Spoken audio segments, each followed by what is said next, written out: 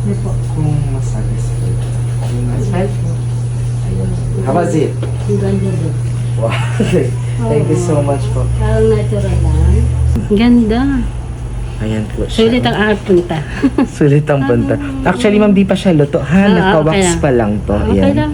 Parang Apo. ganda ng fit. Apo, ang fitting okay naman. Actually, maluwag pa siya, ma'am. Kasi nga, hindi pa siya luto. Pero hindi naman sobrang nalalaglag. Okay pa. Hindi siya, okay. Ganda. Kagat po. Ayan. So, ganyan siya. Tapos, ayan siya. No? Yan nga po. So, ang importance ng trial is makita natin kasi kung medyo nakalabas siya, hindi okay kay ma'am, pwede pa natin ito tanggalin. Kasi wax pa lang siya. Pagluto kasi ganito, ito yung old denture ni ma'am.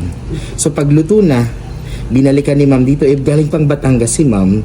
So, ang mangyayari po is, ganito na, yung mangyayari sa kanyang pustiso, hindi niya magugustuhan. Tapos yun na yun.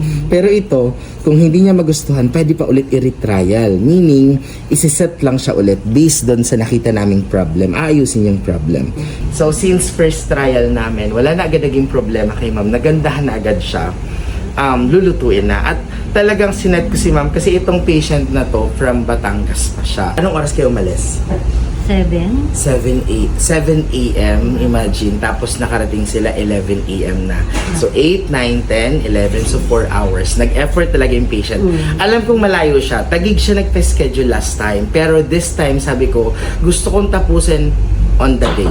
Meaning, mamayang hapon or gabi, makukuha niya na to. Kaya sabi ko kay ma'am, punta kayo na maaga, mga 10 or 11, para at least matapos natin. Kasi, ayokong pabalik-balik kayo. Pag naging okay sa yung trial, mamayang gabi or hapon, makukuha mo na agad to. Luto na siya. Hindi na pabalik-balik yung patient. Kasi, na-schedule ko na ma-rush talaga siya at magkukumit namin na matatapos siya na ngayong araw din. So, abangan nyo yung next video namin mamaya pag natapos na yung case ni ma'am. Hello mga katuts! Quick update lang tayo. February 5, 2026, Thursday. Dito ako duty sa Santa Mesa. So, ang ating patient ngayon ay napakalayo pa. From, saan kayo galing? Santo Tomas, Batangas.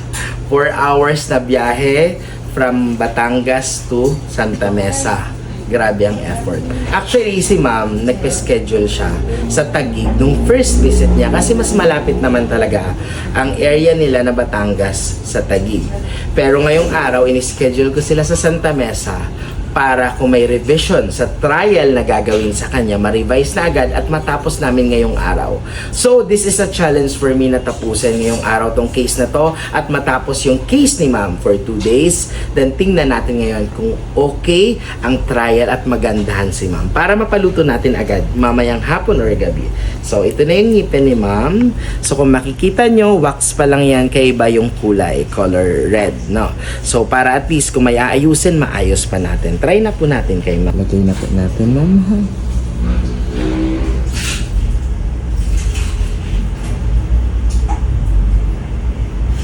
Okay, kagat po. Ayan.